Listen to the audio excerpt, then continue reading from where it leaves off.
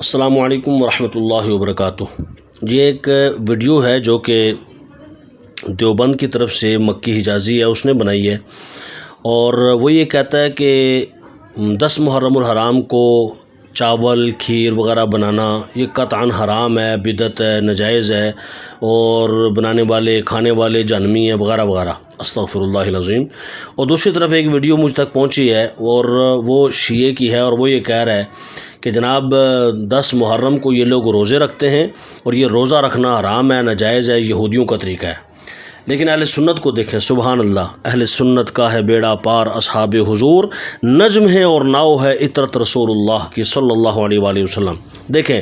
قرآن پاک میں اللہ تعالیٰ ارشاد فرماتا ہے، مکی حجازی کو جواب میں پہلے دے رہا ہوں، جو یہ کہتا ہے کہ اس دن کھیر پکانا، اس دن جو ہے وہ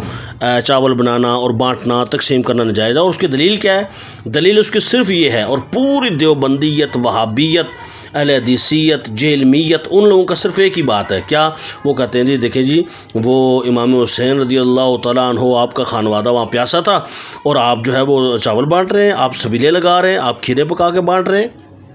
دیکھیں ایک تو بات یہ ہے کہ اگر تو کوئی خوشی میں بنائے، نعوذ باللہ کہ امام حسین پر جو ظلم ہوا وہ درست ہے اور اس کی خوشی میں ہم کر رہے ہیں، یہ تو قطعاً ناجائز و حرام ہوگا، اور جو ہے وہ اس کو کوئی بھی جائز نہیں قرار دیتا۔ لیکن کوئی اس طرح کرتا ہے نہیں، آپ کا بھی یہی کلیم ہے کہ بھئی اس دن یہ کام نہ کریں، تو کیوں نہ کریں؟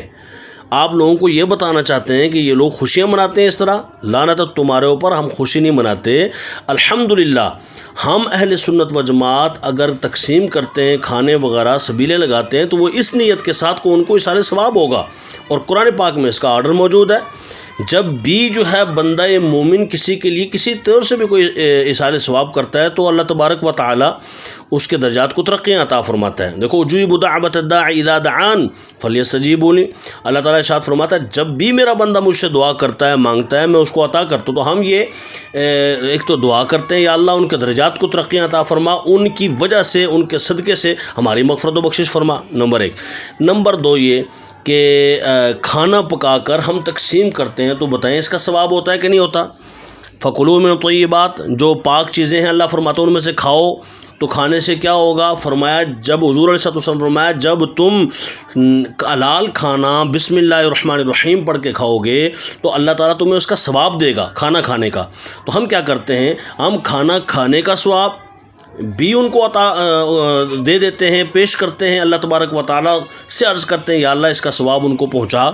اور جو لوگوں کو کھلاتے ہیں، قرآن پاک میں ہم مما رزقناہم ينفقون، مومن کی نشانی ہے کہ وہ جو خرچ کرتا ہے، لوگوں کو دیتا ہے، صدقہ و خیرات کرتا ہے۔ تو جب اس طرح کا صدقہ کیا جاتا ہے، خیرات کی جاتی ہے، اللہ کے راستے میں خرچ کیا جاتا ہے، لوگوں کو کھلایا جاتا ہے، تو اللہ تعالیٰ اس پر ثواب دیتا ہے، اور جب ثواب دیتا ہے تو ہم کہتے ہیں یا اللہ یہ جو ثواب ہے نا، یہ جو کھیر بنائی ہے، یہ جو چاول بنائے ہیں امام حسین کے اصال ثواب کے لیے، یہ نظر و نیاز، یہ اللہ تعالیٰ کی نعوذ باللہ عبادت تو صرف اللہ کی ہے، یہ نہیں کہ ہم اللہ کے غیر کی عبادت کر رہے ہیں، نہیں، ایک نیاز ہے، نیاز مندی کہ جسے آپ کہتے ہیں عبادت، بمعنی عبادت، وہ صرف اللہ کی ہے، کسی اور کی نہیں ہے، اور جو بطور اصال ثواب کے جو نیاز ہے وہ ہم امام حسین کے لیے یا دیگر ہستیوں کے لیے کرتے ہیں۔ الحمدللہ ہم نے سیدنا فاروق اعظم رضی اللہ تعالیٰ عنہ کے لیے بھی سبیل لگائی، ان کے اصال ثواب کے لیے۔ تو یہ اصال ثواب کے لیے امام حسین رضی اللہ تعالیٰ عنہ، آپ کے خانوادے جو کربلا میں شہید ہوئے، بیچ میں صحابہ کرام علیہم رضوان بھی موجود تھے، سب کے اصال ثواب کے لیے، اور خصوصاً سید الشہداء کے لیے ہم اس کا اصال کرتے ہیں، ثواب پیش کرتے ہیں، اللہ تعالیٰ سے عرض کرتے ہیں یا اللہ یہ جو ہم کھلا رہے ہیں اس کا ثواب انہیں پہنچا۔ اور میں نے آپ کے سامنے آیتیں پیش کر دیں،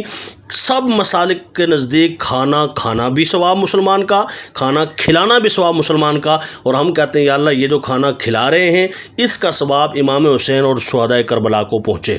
نمبر 1۔ نمبر 2 آ جائیں اب شیعوں کی طرف، رافضیوں کی طرف۔ یہ تو خارجیوں کی بات ہوئی، رافضی یہ کہتے ہیں کہ نہیں جی یہ امام حسین رضی اللہ تعالیٰ عنہ شہید ہوئے اور جناب تم روزہ رکھتے ہو، وہ پیاسے شہید، ایک کہتا ہے پیاسے شہید ہوئے تم جو ہے وہ کھانا کھلاتے ہو، دوسرا کہتا ہے پیاسے شہید ہوئے تم روزہ رکھتے ہو، تم لوگوں کو کھلاؤ، کیوں کہ کھلانے والا کام کرو، یہ تو یزیدیوں والا کام ہے، انہوں نے پیاسا رکھا تھا تو تم کیوں پیاسے رہتے ہو۔ دیکھو یہ ان کی، ہم تو اہل سنت نا، ہم تو دونوں کی بات کو، جو غلط بات ہے اس کو کنڈیم کریں گے، اس کو نہیں مانیں گے، اور جو صحیح بات ہے اور جو صحیح مسلک اور صحیح رستہ ہے وہ پیش کریں گے۔ وہ صحیح کیا ہے؟ قرآن و سنت کا منہج اور رستہ وہ یہ ہے کہ سیاست تک کی روایت ہے، حضور علیہ الصلوۃ والسلام سے صحابہ نے عرض کیا رسول اللہ، یہ یہود جو ہے عاشورے کا روزہ رکھتے ہیں 10 محرم الحرام کا، ٹھیک ہے، وہ جو موسیٰ علیہ السلام کو اللہ تعالیٰ نے پانی سے جو دریا تھا اس میں فرعون غرق ہو گیا اور موسیٰ علیہ السلام کو اللہ نے بچا لیا تھا، تو اس خوشی میں کہ یہ بڑی خوشی والی بات ہے کہ اللہ تعالیٰ نے جو ہے فرعون کو غرق کیا اور موسیٰ علیہ السلام بچ گئے، تو اس خوشی میں روزہ رکھتے ہیں۔ تو حضور علیہ السلام نے ارشاد فرمایا کہ ہم زیادہ حقدار ہیں موسیٰ علیہ السلام کی اس خوشی میں شامل ہونے کے، لہذا تم بھی روزہ رکھو، ٹھیک ہے۔ ہم یہود کی سنت نہیں ادا کر رہے، ہم حضور کی سنت ادا کر رہے ہیں، کیونکہ حضور نے فرمایا تم بھی روزہ رکھو۔ ہاں، یہودیت کی مشابہت نہ اختیار کرنا، تو اس میں یہ ہوگا کہ تم نے 9 محرم کا بھی رکھ لینا ہے، یا پھر 9 کا نہیں رکھو تو 10 کے بعد 11 کو رکھ لو، یعنی کہ وہ 1 رکھتے ہیں تم 2 رکھو تاکہ ان سے مشابہت نہ ہو۔ تو بحمد اللہ تعالی ہم حضور نبی دو عالم کی سنت سمجھتے ہوئے روزہ رکھتے ہیں الحمدللہ۔ خاص کر دعوت اسلامی والے ہمارے اور دیگر سنی جو ہے وہ روزہ رکھتے ہیں، کئی لوگ نہیں بھی رکھتے، وہ کھلاتے ہیں۔ دیکھیں دونوں اعتبار سے، نہ ہی روزہ رکھنا حضور نے فرض قرار دے دیا، قرآن و سنت میں کہیں نہیں آپ کو ملے گا قرآن و حدیث میں کہ روزہ رکھنا 10 محرم کو فرض ہے یا 9 محرم کو یا 11 کو واجب ہے، ضروری ہے، نہیں ہے، ضروری نہیں ہے، مستحب عمل ہے، سنت مستحبہ ہے، رکھو گے تو ثواب ہوگا، نہیں رکھیں گے تو گناہ نہیں ہوگا۔ اسی طرح اگر آپ کھانا 10 محرم ہی کو کھلائیں گے لوگوں کو اصال ثواب شہداء کربلا کی نیت سے تو ثواب ہوگا، اگر آپ جو ہے وہ نہیں کھلائیں گے تو آپ کو اس کا بھی کوئی گناہ نہیں ہوگا۔ ہاں البتہ دونوں اعتبار سے خوارج اور روافظ کو گناہ بھی ہوگا، ان کو سزا بھی ملے گی۔ وجہ یہ ہے کہ یہ باقاعدہ ایک جو ہے وہ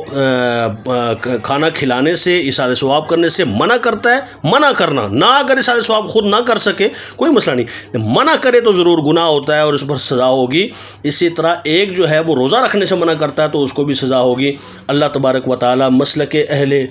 سنت پہ ہمیں چلنے کی توفیق عطا فرمائے۔ آخر دعوانا الحمدللہ، بہت شکریہ، جزاک اللہ۔